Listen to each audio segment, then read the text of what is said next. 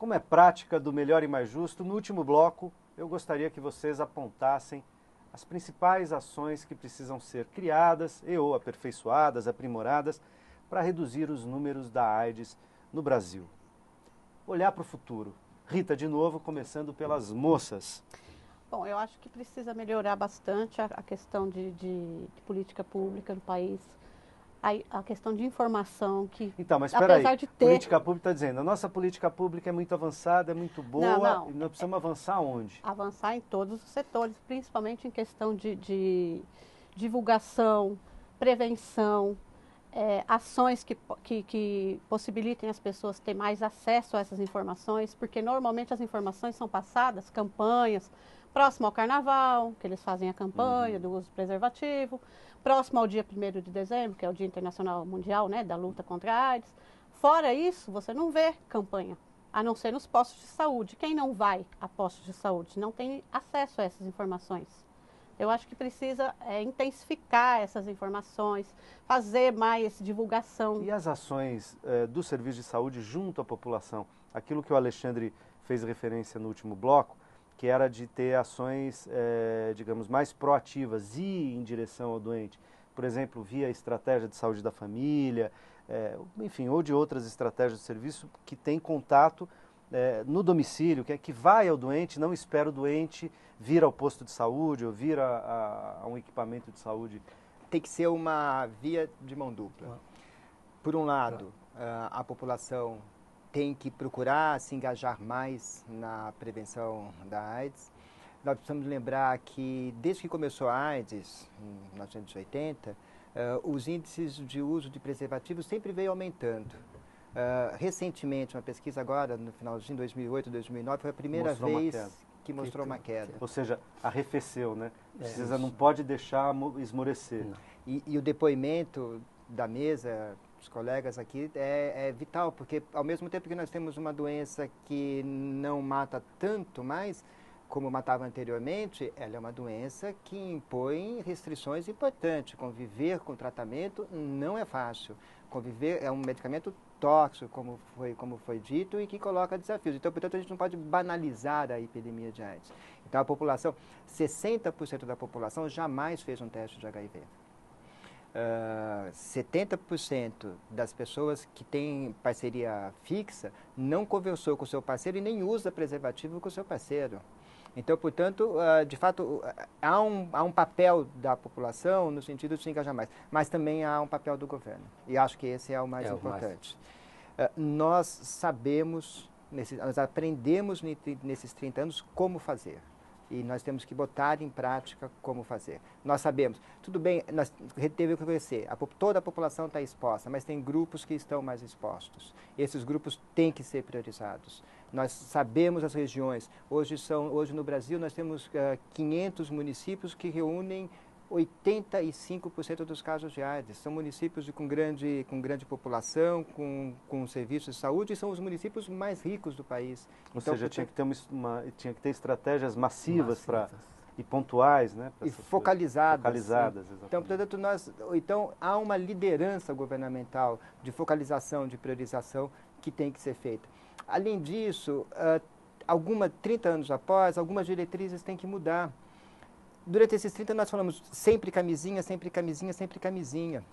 Nós começamos a observar que nem todas as pessoas usam preservativo a todo momento. Então, o que nós temos que fazer? É fazer com que cada um reflita, de fato, em que situação que é importante ela usar preservativo. Se ela fez o teste, é negativo, discutiu com o seu parceiro, tem confiança, precisa usar preservativo? Talvez não. Mas se pular cerca, usa o preservativo. Então, precisa começar a elaborar o uso do preservativo de forma mais que cada um introjete e identifique situações de risco e, nessas situações de risco, de fato, faça a prevenção. Então, ou seja, a gente precisa, 30 anos é momento de repensar, fortalecer de novo as convicções, fortalecer, fazer um bom balanço e com isso olhar para frente, traçar as estratégias para o futuro, para que na próxima década a gente consiga de fato eliminar grande parte da transmissão e da mortalidade por AIDS no país. Jorge, como é que você vê então as grandes necessidades para o futuro aí no curto, no médio prazo? Olha, eu como palestrante eu vejo uma fraqueza muito grande, né? Eu acredito que você tem que começar a acostumar com orientações, palestras, já desde a época da escola. Não adianta você levar uma informação quando a pessoa já cresceu. Quando você fala, você plantou uma muda, ela cresceu torta, ela vai continuar torta para o resto da vida. Então, assim, eu fiz muitas palestras aí nas escolas e muitas palestras foram recusadas uma vez que foram consultados os pais se podia se fazer uma intervenção de DST-AIDS. E os pais não quiseram simplesmente por questão de religiões. Né? Ele citou no começo que queria estar todo mundo junto, religião, né, saúde, tudo isso aí, tudo junto. Mientras a gente não dominar isso aí, a gente vai continuar tendo a epidemia. A outra coisa que eu acho muito importante... Desculpa, talvez só fazer um parênteses. Pode. E 30 anos após as oportunidades, está na hora do preservativo estar na escola, onde as pessoas teriam facilmente acesso e poderiam usar o preservativo com muito mais facilidade a partir daí.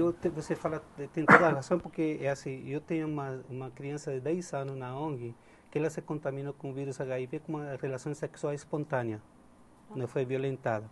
Então, nós às vezes pensamos que nossos filhos não fazem, mas fazem porque a mídia está aí. Ela incentiva muitas coisas, alguma novela, incentiva a sexo cedo, o diálogo que tem essas crianças dentro dessa escola, né? Eu não estou falando isso, não vai mudar. Está no Exato, está aí. Só que assim, então, as pessoas vão exercê-la mais cedo ou mais tarde. O adulto tem que levar essa prevenção mais cedo, então, para essas crianças, né? E outra coisa assim, acho que tem meio polêmico que eu vou falar, mas eu vou falar em termos da zona leste de São Paulo. E quando temos o grupo lá, nós temos mais de 1.000 pacientes cadastrados. Gente, mais de 60% da pessoa com HIV/AIDS não usam um preservativo nas relações sexuais fora ou dentro de casa. Então existe a recontaminação e ficam espalhando o vírus e são pessoas fragilizadas em saúde. E por que não usam, Jorge? Por falta de informação? Eles falam que incomoda, que não gostam simplesmente. Ou seja, sabem que são soropositivos sabem que tem um diagnóstico na mão, ele vai manter sua relação sexual normalmente como se não tivesse nada. Né? Então, isso é perigoso. Essa questão que ele está colocando em escolas, eu faço palestra em escolas também. A educação sexual acho que tem que ir primeiro aos pais. Porque quando a gente pede autorização para levar o preservativo até a escola, os pais caem matando em cima da gente. Não, você vai estar incentivando o meu filho a praticar sexo, ele é muito novo, ele é criança. A gente leva, mostrar como usa, ensinar como utilizar, porque também não adianta dar na mão eles não saberem como utilizar, a forma correta de abrir, de colocar, de tirar. E os pais acham um absurdo, eles não aceitam que a gente leve. Poucas escolas permitem que a gente leve o preservativo, ensine como utilizar e distribua esse preservativo. E é interessante que onde houve programas de educação sexual, sobre sexualidade e prevenção de AIDS, em escolas, isso não fez com que aumentasse o número de relações sexuais, isso não fez com que as pessoas iniciassem a relação sexual mais precocemente. Ao contrário, o que fez foi que as pessoas conseguissem refletir mais sobre sua prática sexual e decidir o melhor momento para iniciar. Isso aumentou a consciência. Então, portanto, é ao contrário do que os pais temem. Né? Um bom programa, uma boa palestra, uma boa aula leva o filho a refletir e ter maior consciência no início da relação sexual. Mesmo porque eles não precisam que a gente incentive, né? Quando eles tiverem que ir, não vai precisar você ir até lá, né? Não é porque você explicou como utiliza um preservativo que ele vai falar, agora eu já sei, eu posso. Né? Quando chegar a hora dele ir ter a primeira relação dele, ele vai, independente dele saber ou não utilizar, ou dele for ou não utilizar, né? José, é interessante, é importante. Muitas vezes eu ouço muitos pais dizerem, olha, eu comprei uma camisinha e entreguei na mão dos meus filhos. Mas a educação, ele não ensinou, ele não explicou. Porque é muito fácil eu pegar uma camisinha e dar na mão do meu filho. Mas e o resto? Né? Então, tudo isso é uma questão que o governo teria que mobilizar a sociedade através das escolas, igrejas importantes, ONGs, toda a sociedade englobada para falar sobre isso, mas com frequência. Não é falar hoje, porque está se aproximando dezembro, que é o Dia Mundial, o Dia Mundial da AIDS, falar só no final de novembro ou na época do carnaval. Não, isso tem que ser constante, Porque é como a educação que nós recebemos, né? Você vai da primeira à nona série, depois, né, os graus seguintes. Quer dizer, tudo é um aprendizado. Por que acontece esse declínio, né? As pessoas Esse estão declínio deixando... é piorar os números, piorar estavam os números, deixar melhorando. as pessoas abandonarem o uso da camisinha. Por quê? Porque não há uma insistência da sociedade. Eu tive uma médica, tenho ela comigo ainda, que eu acredito que eu estou aqui hoje por causa dela. Por quê? Porque ela sempre insistiu que eu devia tomar, mesmo ela sabendo, ela vendo que eu não estava fazendo o uso correto do medicamento, ela insistia, ela, não, você vai pegar. Se você não vier aqui da próxima vez, eu vou te levar lá para lá, eu vou te abandonar e você vai morrer. Mas não é assim. Então, quer dizer, se você tiver estímulo, você tenha certeza que a população vai entender, mas não vai adiantar nós falarmos hoje e depois da manhã. Você entra no posto, tem um monte de cartaz ali. A maioria das pessoas nem olham para os cartazes. É como você põe um memorando numa lousa, se a pessoa busca primeiro o interesse dela, se ela vê que não tem nada que interesse para ela, ela passa direto. Então, se não há uma cumplicidade entre governo e sociedade, nós vamos continuar nisso. Nós vamos falar daqui a 25 anos, nós vamos estar reclamando das mesmas situações. Por quê? Porque a insistência não é grande. E outra coisa, não adianta modular, eu colocar um artista belo, bonito, famoso para fazer uma campanha.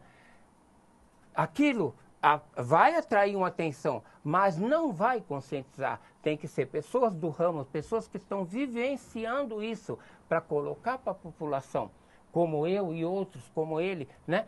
E outros que tem no Brasil, em vários lugares, mostrar para a sociedade que nós estamos aqui 25 anos ou 30 anos, né? Convivendo com a sorologia, que é o HIV, e bem, somos pessoas normais, temos sequelas, alguns de nós, como eu, tenho algumas sequelas, né? Por quê? Porque eu fui uma pessoa que eu criei problemas para mim mesmo. Terminar, eu queria saber o seguinte, o futuro dos medicamentos, vira e mexe notícias na mídia sobre possíveis vacinas, em que pé que está isso também? Eu sei que você ia entrar na conversa, te interrompi, pode entrar e depois concluir com isso, por favor. Eu só ia chamar a atenção, nós sempre ressaltamos muito o papel da ação governamental. Mas em AIDS, talvez o ponto mais estratégico na resposta brasileira foi a participação da própria sociedade. Sindicatos, movimentos sociais, organizações não governamentais que se estruturaram em torno da AIDS. Essas instituições são fundamentais para trabalhar com a prevenção de AIDS.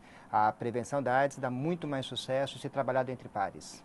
Então é por isso que é importante que a comunidade, que essas organizações se mobilizem mais para fazer a prevenção. Acho que é a forma mais eficiente da gente propagar e da gente, de fato, abranger a sociedade de uma forma em geral.